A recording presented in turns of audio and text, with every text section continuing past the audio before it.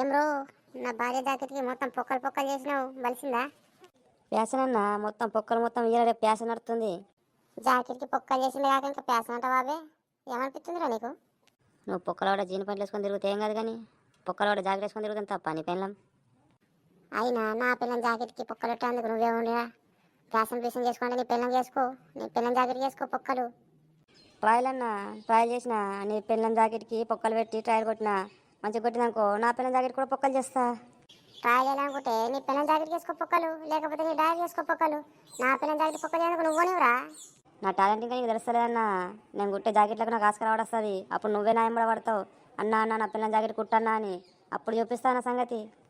ఆస్కరవాడేమో కానీ నా చేతుల మీద సాగు మాత్రం వస్తుందిరా నీకు. ఇంకోసారి గిట్ల చేసినావు అనుకో సంపి పడేస్తా నేను కడ్డు. అయినా ఈ కట్లకు ఫ్యాషన్ తెలియదు ఏం తెలియదు. చూపిస్తా నా టాలెంట్ ఏమో చూపిస్తా. ఈయన పిల్లలు లేకుంటే ఊళ్ళో మొత్తం మంది పిల్లలు ఉన్నారు. అందరి పిల్లలకి ఇట్లా ఫ్యాషన్ ఫ్యాషన్ చేస్తా నేను.